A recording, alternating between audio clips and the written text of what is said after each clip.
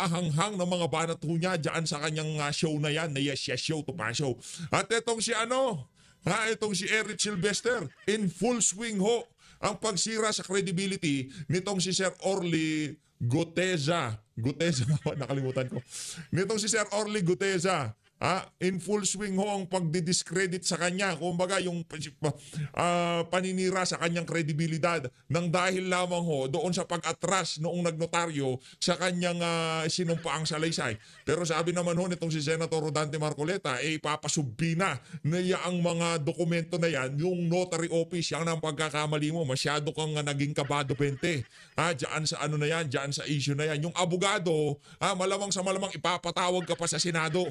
Kung nanahimik ka na lang, baka matanggal nga pala sa kanyang sa kanyang trabaho sa pamahalaan. Nasa Bureau of Jail and basta nasa nasa pamahalaan ng trabaho ata ng abogado. Di umano ha. Unahin na ho muna natin itong itong pagdarasal nitong si Marcos Jr. Yun na nga mga kababayan, ang lang ho natin dito, ngayong mga panahon na to, Marcos Jr., kailangan mo yan. Dagdagan mo pa yung mga ganyang klaseng ginagawa mo. Kaso nag-diskumpiyado mga kababayan natin, kanino ba nagdarasal yung bakulaw na yan? Sino ba ang patron ng mga kurakot? Si Judas? Kanino ka nagdarasal, Brad? Kay Judas? Patron ng mga kurakot. Diba? Mga kababayan wag ho kayong maawa. Ano ba pinagdarasal mo, Brad? Let's go, ang daming trabaho sa pamahalaan. Tigilan mo yan. Diba, anak ng Petrang Garapata, ito. Ito na ho mga kababayan. Ito ang trending ngayong mga panahon na to. Isa sa mga galamay na media nitong si Martin Romualdez, tinira na ho. Tinira na ho itong si former congressman Mike Defensor, kaugnay dito sa kanyang mga statement sa interview niya dito kay Ma'am Pinky Webb. Ang sabi yung nitong politiko, isa sa mga galamay nitong si Marcos Jr., former anak kalusugan Rep Mike Defensor confirmed that he introduced Orly Orteza, the former Marine officer who claimed to have delivered cash filed luggage to Ako Bicol Party List Rep Zaldico and later Rep Ferdinand Martin Romualdez to Sen Rodante Marcoleta. Wala naman nagdi-deny nun Anong confirm? Yan ang problema. Doon sa mga salitang ginagamit nila, parang ang dating umamin. Umamin itong si Mike Defensor na siyang nagpakilala kay Rodante Marcoleta. Harapan ng sinabi ni Sendante, yan, si Mike Defensor, kaibigan ko yan. Siya nagpakilala sa akin. Ito, ano pang point natin? Huwag ho kayong magpabola kung ano man ang mabasa nyo sa social media. Ganyan ho manipulahin. Ito mga mainstream, mainstream na rin yung politiko na yan Di ba? Mainstream na rin ho yan. Huwag ho kayong magpabola sa mga nababasa nyo sa mga website na kagaya ng politiko. Isa ho yan sa mga galamay ni Martin Romualdez para mapabango ang kanyang pangalan. Ang politiko na yan, walang humpay ho ang pagbanat niyan kay Vice President Sara Duterte sa mga nakalipas na panahon. Kaya naman, hinay-hinay ho kayo sa pakikinig o pagbabasa dyan sa naturang website na yan. Ano pa ho ba meron tayo dito? Nako, Etong si Kiko Barzaga, ito talaga malupit ho itong bata na to Marami yung ngayon dito sa bata na to bumibilib kasi nga naman talagang merong prinsipyo at paninindigan. Dinaig pa ho niya yung mga kung ituring nila ang mga sarili nila para mga santong congressman dahil sa tagal nila bilang sa pamumuno diyan sa House of Representatives. Ano masabi nitong si Kiko Barzaga? Si Senator Ping Lacson ay isang malaking kahiyan ng Cavite. Siya pinili niyang protektahan si Marcos at Romualdez kaysa pagsilbihan ang taong bayan. Hindi ho ba siyempre hindi ho ba napakalaking sampal sa pagmumukha mo yung banat na yan itong si Representative Kiko Barzaga? Di ba nakakahiya yun? Daig pa ho kayo ng bata, may paninindigan. Kayo wala ho kayong paninindigan. Mantakin nyo ngayong mga panahon na to, kini-question nitong si Lacson yung kredibilidad nitong si anong pangalan nun? Guteza. Yun, si Sir Orly Guteza. Kini-question daw, kesyo, binabalaan kita Perjury yan. Anak ng toko, dami nagpe-perjury dyan sa mga hearing dyan. Ilang beses nagsinungaling. Ang si Bryce Hernandez. Yan si Adrian Alcantara. Ilang beses sila nagsinungaling sa committee mo. Pero tinakot mo ba sila ng perjury? Ito dahil resource person, pinresentan itong si Senator Rodante Marcoleta, tinatakot nyo ngayon ng perjury. Ang kakapal ng mga pagmumukha nyo. Dito tayo. Yan no ang flow ng narrative sa social media. Pinapakita ho natin ito para maging aware ang ating mga kasama dito sa PH Update na wag ho kayong basta-basta magpabola kung ano man ang makita nyo sa social media. Especially yung pagsira nila sa kredibilidad nitong si Sir Orly Guteza, sorry. Ito, pakinggan nyo natin. Thank you, Ms. Gretchen. Magandang umaga din sa iyo. Senator, unang-una kagabi po may lumabas na statement mula po dito sa nagnotaryo doon po sa affidavit ni Orly Guteza, si Attorney Espera. Sabi po niya, peke daw po itong notaryo, I quote, categorically deny notarizing, signing, or participating in the preparation of the said document. The signature and notarial details attributed to me are falsified and unauthorized. How do you think does this affect the statement of the witness?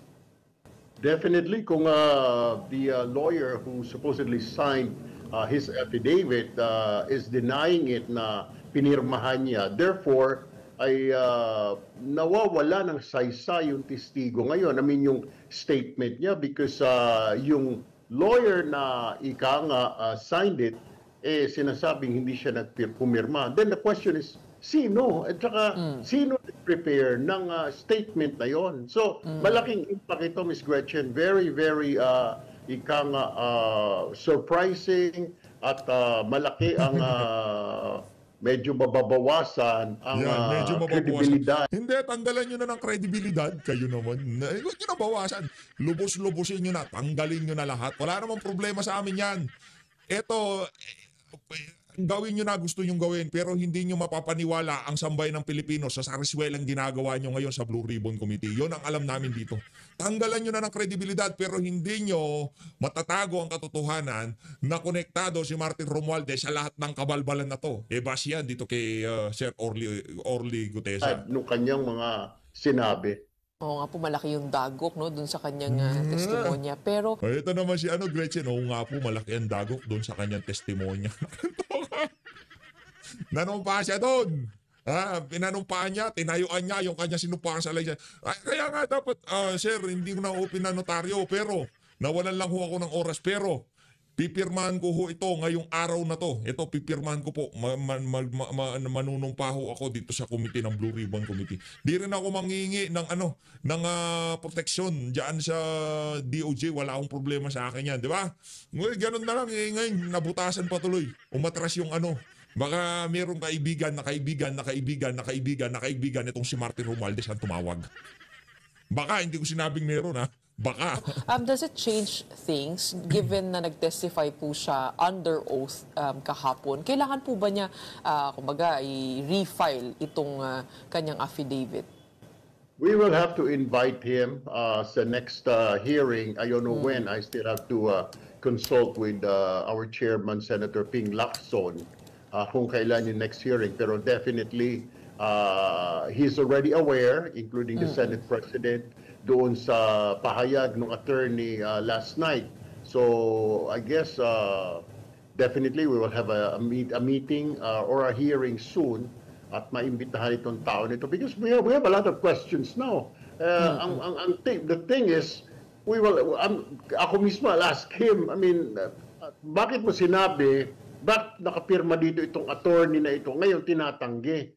O totoo ba ito? So we will have to ask him kasi and then inform him na nawawalan tuloy ng saysay itong mga sinabi mo because dito pa lang sa pumirma ng attorney na affidavit mo ay tinatanggi na pumirma siya dyan. So, malaking question mark ngayon. Yan, yung question mark, yan ang pilit nilang tinatatak Wala silang pakialam kung nanumpa itong si Sir Orly Guteza. Nanumpa siya, sinabi niya na yan, tatayuan ko yan sa Blue Ribbon Committee, di ba? Sana hindi ko na pinanotaryo, na lang, nagmamadali ako sir hindi ko, nawalan ako ng oras Kaya ang gagawin ko dito sa Blue Ribbon, pipirmahan ko to. Nakaharap ang sambayan ng Pilipino. Mga kamera, itutok nyo dito sa pagpirma ko yung mga dokumento, ha? Para makita ng mga kababayan natin na talagang tinatayuan ko itong ano na to, itong mga dokumento na to. Diba? Wala. Ang tokwa. Pero hindi ko mababago ang katotohanan na nanumpa siya sa harap ng Blue Ribbon Committee at ngayon pagka binawi niya yung mga sinabi niya sa Blue Ribbon Committee, may problema tayo. Ganun lang naman kadali yun eh. Pero hanggat hindi niya binabawi yan, ika nga nagsalita siya dyan sa Blue Ribbon Committee, notaryado, hindi ho siya nagsinungaling. Doon lang sa parte na pwedeng butasan dahil umatras nga yung nagnotaryo sa kanya. Sinabi mo, nagpanotaryo ka, hindi naman pala notaryado. Napakababaw ho, napakaling ng dahilan para sabihin na masisira ang credibility nitong si Sir Orly Gutesa. Di ba? Napakaling ho ng dahilan dahil lang dun sa notaryo. Nanumpa naman ako Okay, pagpalagay nyo na dahil natakot yung nagnotaryo, sige na, ibigay ko na sa inyo yun. Pero hindi yun mababago ang katotohanan na lahat ng sinasabi ko dyan sa Blue Ribbon na yan, tatayuan ko yan, nangyari yan. Security consultant ako nitong si Zaldico. Mga loko-loko. Langya kayo. Mabibigat nga po ang kanyang mga statement kahapon, specifically linking the former House Speaker Martin Romualdez to the whole flood control fiasco. His name has been mentioned already, and does his involvement add up to you? I mean, kahapon po sabi po ninyo, mukha naman po siya nagsasabi ng totoo. Kailangan lang maging consistent dito sa mga pahayag. O meron pa po kayong nakikitang butas dito? O meron pa po ba kayong hinahanap na detalye? Very orchestrated yung tanungan, very orchestrated yung flow ng tanungan, di ba? Ibang klase talaga tong mga media na to. Kailanman ang mainstream media sa Pilipinas hindi ho nakatulong para umunlad ang sambayan ng Pilipino. Yun mga kababayan. Tandaan nyo wala hong ambag yung mga media na yan para malaman ng sambayan ng Pilipino. Hindi. Kung ano ang naratibo ng mga boss nila, ng mga politiko, yun ang nangyayari dito. Yun ang nakakagalit Yun ang nakakabigat ng puso pambira.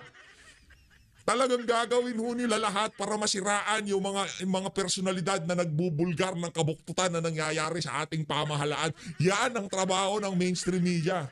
That raises questions. Yeah, yung delivery. Kasi may mga nagte-text sa akin, may mga lawyers, yung lawyers ko while they were behind me, they were texting me na parang nakakapagtaka, Sen, bakit ganon?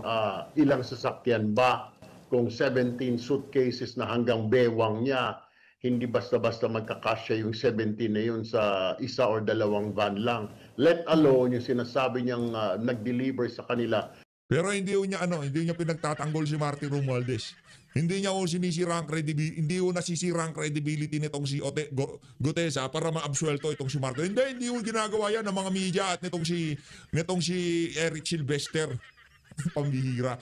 Pero pagka dyan sa testimonya na yan, itong si Sir Orly Gutesa, nakalagkad, senador, yari tayo dyan. Kunyari, pinangalanan itong si Gutesa, itong si Joel Villanueva, Bong Revilla, Jingo Estrada, mabilis pa sa alas 4. Credible yan. Credible yung mama na yan. Nagko-corroborate di ba? Langyang yan. Sa bahay ni Zaldico, nung siya ang tumanggap noon, ay 46 suitcases. Ang daming van noon, ang daming truck, or kailangan mo ng truck, syempre magtataka na yung security ng Valle Verde 6. So, what we're going to do, we will ask him, or if not, we will subpoena the CCTV of Valle Verde 6 kung may ganun nga kadaming sasakyan. Kasi kung isang sasakyan lang, we don't believe na kakasya kahit anong Hindi van talaga. pa. 46 na. Pinaliwanag na nga Ang dami nilang sasakyan doon. 3 magkakasunod, malalaki sasakyan na ginagamit nila. Pambihira, oo. Kahit reviewin nyo yung nung tinanong siya ni Senator Dante Marcoleta.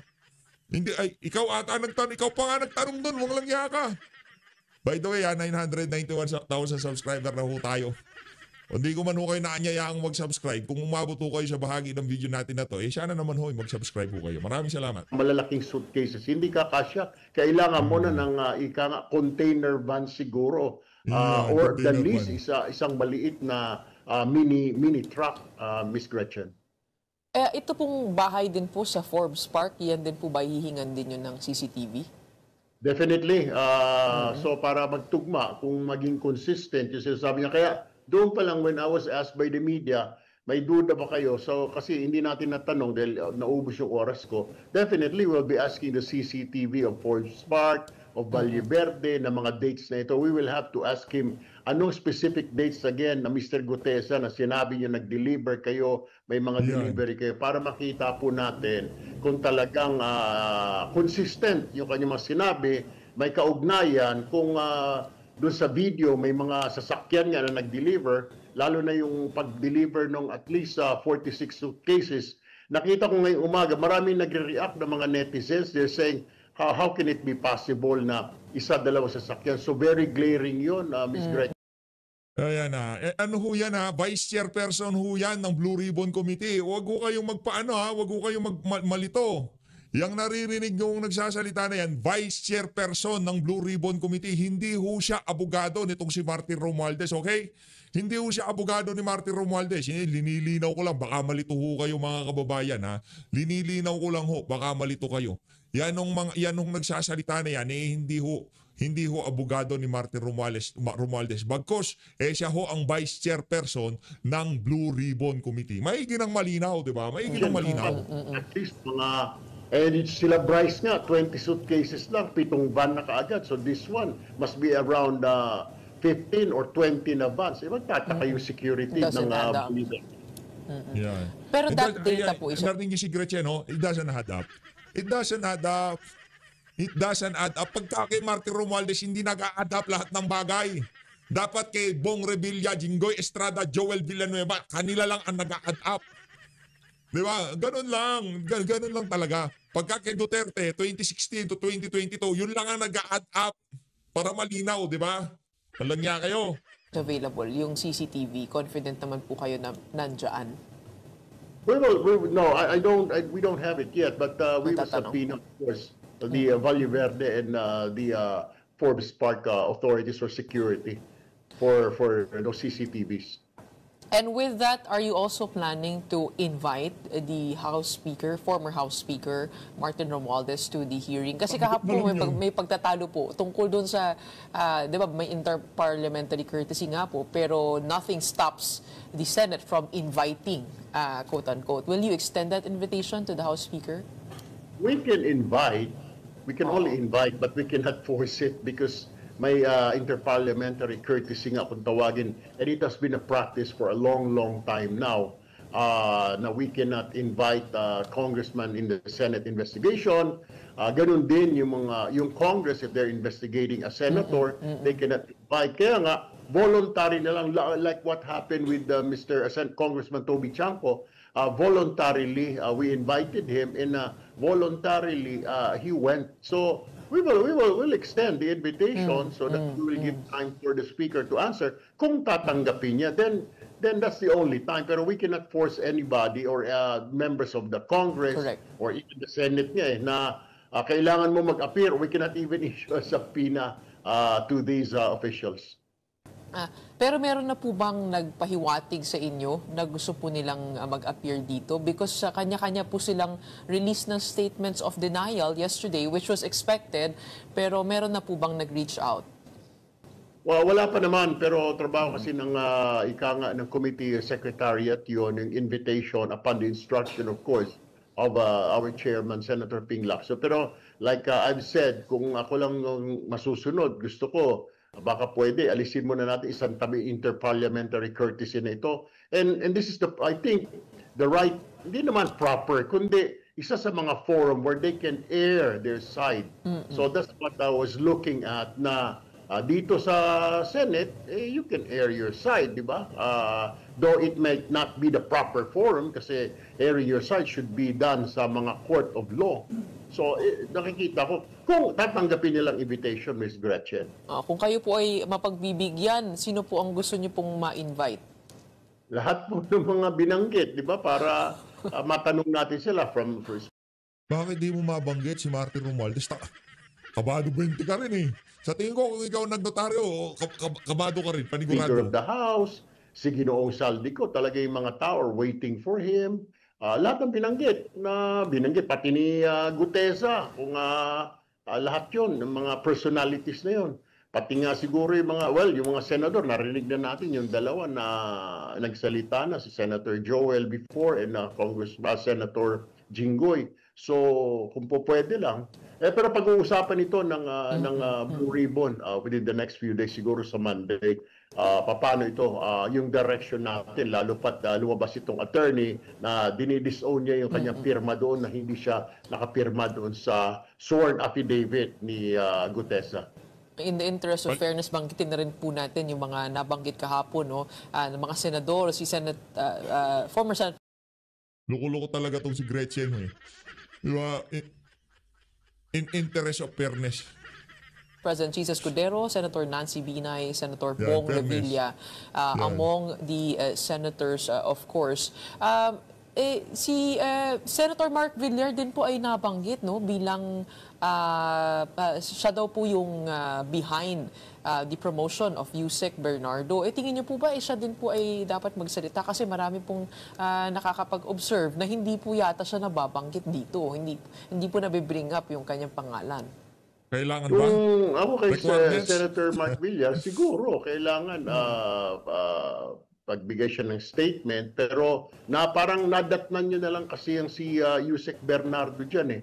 Di ba, he rose from the ranks, sabi niya, laborer siya, umakyat siya ng umakyat, naging assistant secretary yata during the time no, around 2017 if I'm not mistaken. So na-promote siya ng parang rose from the ranks. So na-promote siya noong 2017 na lang during the Duterte administration under the leadership of Senator then Secretary Mark Villar. What is the direction do you think that the Senate will take when it comes to these senators na nabanggit po dito? Ito po ba'y hands-off na po sa inyo dahil because of conflict of interest, I guess? How can we exact? I guess the people are asking, how can we exact accountability at the highest levels? Kayo na rin po kasi nagsabi, names must be named, heads must roll, justice must be served. Quoting from you po. That was, I said that when hindi pa na itatatag yung ICI, yung Independent Commission for Infrastructure. Ngayon, nandyan na sila, I guess, mag-overlap yung function namin ICI, and then dito ang Senate. So, ang plano namin, is-surrender na lahat ng mga evidence na hawak namin, mga pieces of evidence that we gather along the way, pati nung unang-una pa nung hearing, bibigay na namin sa ICI. Kasi, pag gano'n ng gano'n, yung maraming lumalabas pa na pangalan, parang hindi na namin trabaho yun, Miss Gretchen. Trabaho na yun. Hindi na daw nila trabaho. Pero pagka pangalan na lumalabas, mga panahon ni Tatay Digong, trabaho nila yan. Pero pagka lumabas na ang pangalan ni Martin Romualdez, hindi na nila trabaho. Hayaan na natin ang ICI dyan. Kasi pagka nag-hearing sila, hindi isa sa publiko, sila lang ang mag-uusap dyan. Napaka, anak ng toka. In aid of legislation. ICI. Ang trabaho na lang namin is more on to hear para in aid of legislation, not in aid of prosecuting some people or somebody. Trabaho ng ICI, yung parang aagawan namin ng trabaho ng ICI kasi ang trabaho namin purely for legislation. Bakit si Risa Ontiveros binaboy niya itong si Pastor Kibuloy diyan sa diyan sa committee diyan sa wala pang ebidensya, nag-atrasan yung mga witness, merong alias Rene na lumabas. 'Di ba? Ang daming pangalang kinaladkad itong si dating Pangulo Rodrigo Duterte, kung sino-sino yung mga pinagsasangkot, pati love life ng mga resource person pinakialaman. Bakit kay Risa Ontiveros okay lang?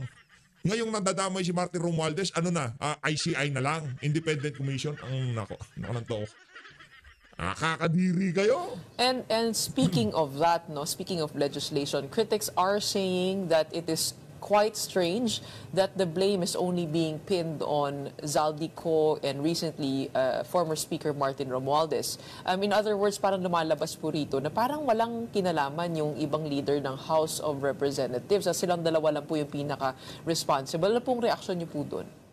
Well, actually, kasi mga approval na yan, lalo sa budget, dumadaan sa House leadership. Pero tama kayo, nagke-question yung mga tao, hanggang doon lang ba?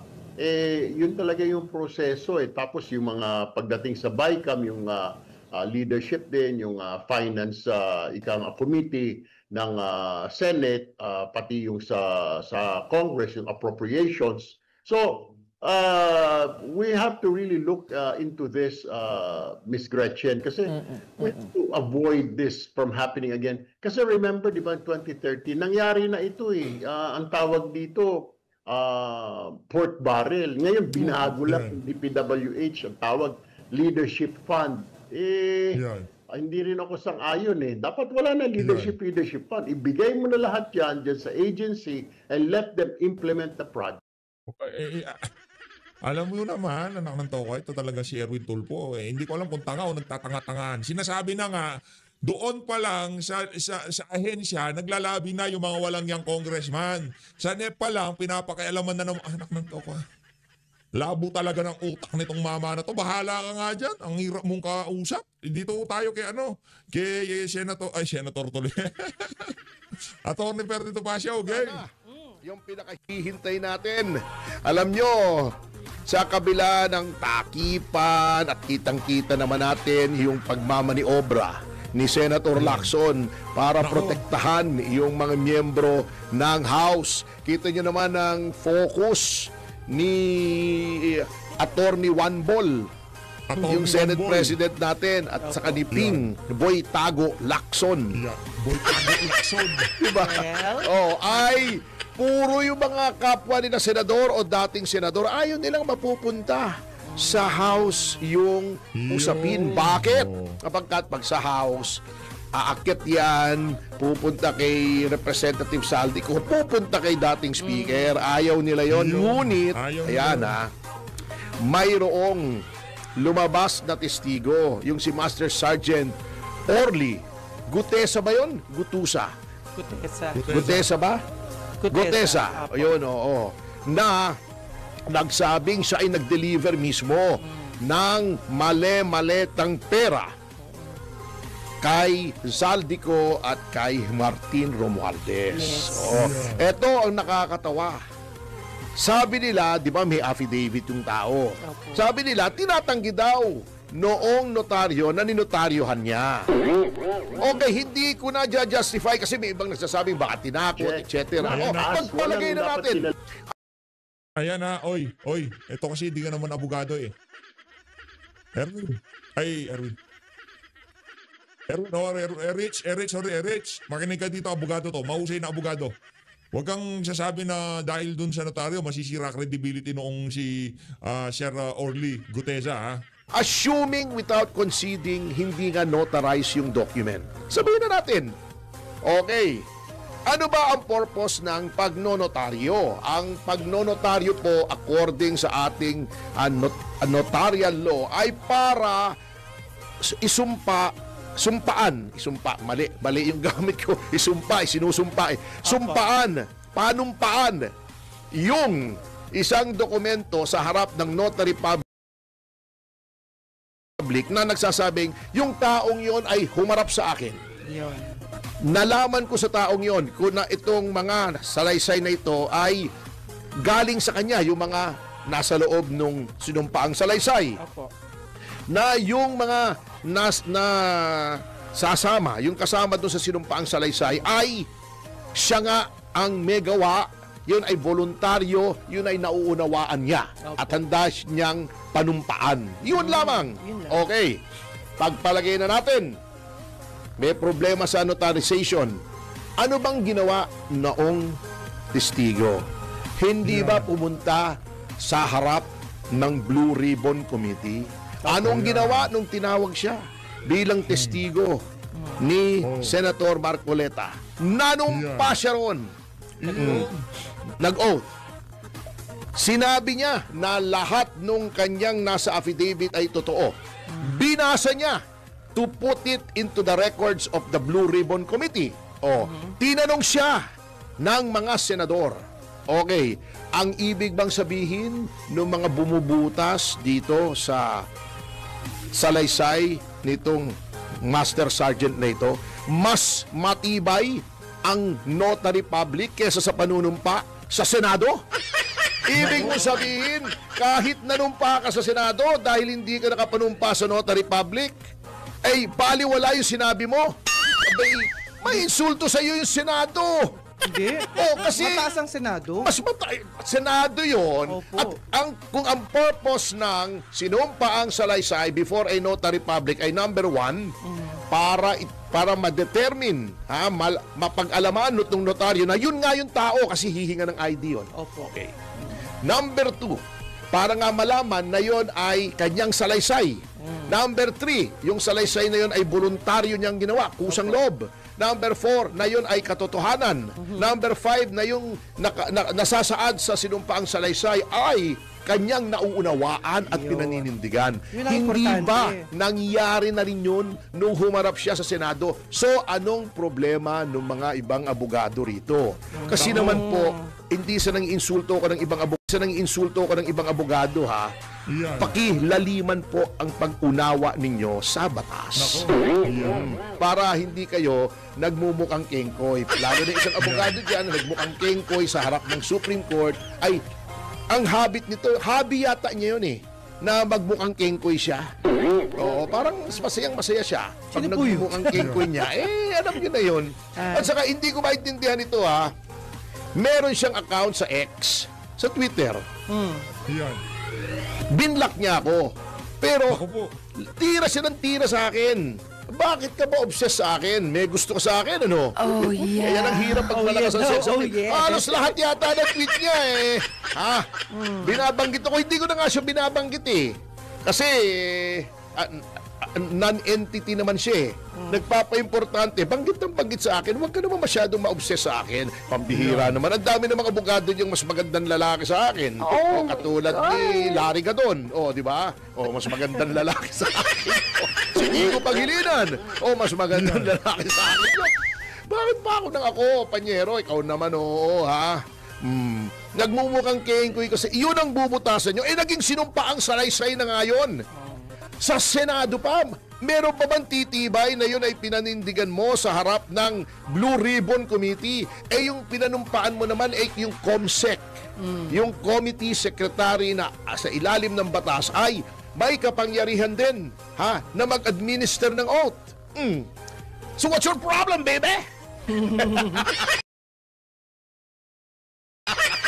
Kayo naman kasi, please, alam nyo, ako hindi nag-top sa bar, pero pinag-aralan ko naman po yung batas. At sabi nga po nila, alamin nyo yung reason for the law para malaman nyo kung bakit may batas at kung anong applicable. Okay. Alam nyo, sinabi sa akin yan nung aking professor. He was a great man. Si former presiding justice ng Court of Appeals at dean ng Ateneo College of Law, si Pompeo Diaz. Sabi niya, he who knows the law but knows not the reason for the law knows not the law at all. Yung nakakaalam ng batas ngunit hindi niya alam kung ano yung dahilan kung bakit ginawa yung batas na yon ay hindi nakakaalam ng batas. Okay, ipapaliwanag ko yan. Ito pong restitution. Ang dami-dami ng opinion dito sa restitution. Opo. Yung sa witness protection, kailangan ba o hindi? Okay, sasagutin ko yan in a very simple manner. Okay. 3 pong provision ang relevant dyan. Section 3, Section 10, Section 3 in relation to Section 5 at Section 10 ng 6981 yung witness protection law. Yan, okay. Para isang tao ay mailagay sa witness protection. Yung 3, nakalagay doon yung mga pwedeng ilagay sa witness protection. Okay? Yung mga dapat ilagay. Actually, dapat, batas yan Opo. Pag nag-apply ka, ito yung mga requirements para ka mailagay. Number 1, walang restitution dyan. Okay? Ano yung ginagawa nilang justification na sinasabing, ay, hindi, may restitution dapat. Okay? Ang ginagamit nila ay yung Section 5. Okay? Etong Section 5, basahin ko na ha, baka sabihin nyo, mali yung quotation ko ha. Sige po. Word for word. Etong Section 5, sinasabi na bago ka ilagay sa witness protection, ikaw ay dapat lumagda sa isang Memorandum of Agreement. Okay. Meron ditong A, B, C, D, E, F, 6 na kondisyones dun sa Memorandum of Agreement. Okay. One of them, ito yung ginagawa nilang justification, yung paragraph D. To comply with legal obligations and civil judgments against him.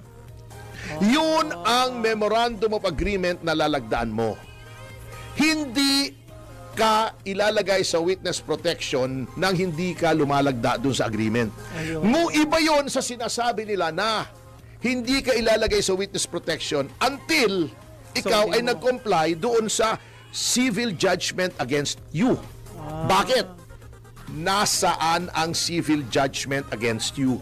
Alam niyo po, ang tinutukoy na civil judgment dito ay, okay, yung judgment in a civil forfeiture case. Bakit ko sinabi ito? Very clear. Dalawa pong klase ang forfeiture sa ilalim ng batas. Forfeiture meaning yung kukunin ng pamahalaan yung proceeds, yung mga ari-arian mo na galing sa illegal na mga pamamaraan. Oo. Yung mga ito, syempre, illegal na pamamaraan, malalaki yung kanilang arian. Oo. Yan. Ari-arian! Hindi pa tapos. Teka, nasinok ako eh.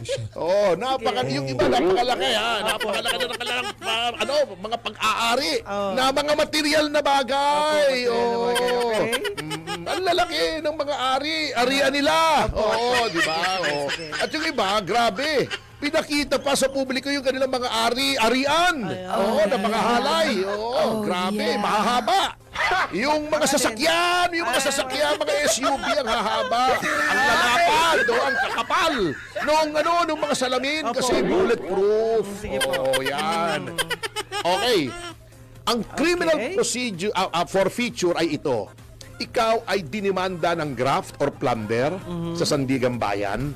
Nag-hearing, pagkatapos ng hearing, napagpasyahan ng hukuman na meron kang ill-gotten wealth. Ito. Kasi nag-hearing eh. Opo. Papatunayan ng prosecution, mga pag-aaring ito ay ill-gotten. Okay. Dedepensa ka, sasabihin mo, hindi po ill-gotten yan. Magdi-decide ang court, ito.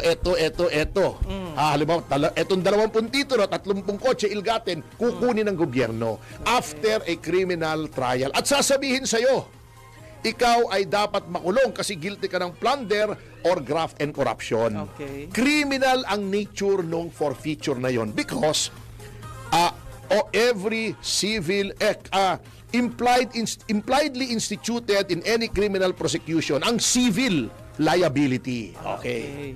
Ngunit parang nagte-text tayo eh. Sige po, ituloy. Kung ikaw ay isa sa ilalim sa witness protection, Yan. hindi usually, palagi ikaw ay kukuha ng immunity. Nasaan ang immunity provision ng 6981, yung Witness Protection Act, nasa Section 10.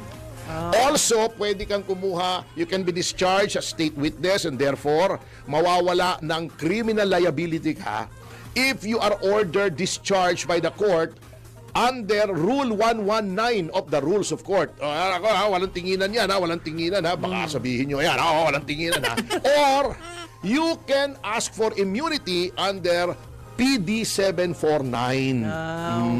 Yung unang-unang Whistleblowers Act. Okay. Anong ibig sabihin pag ikaw ay nagkaroon ng immunity?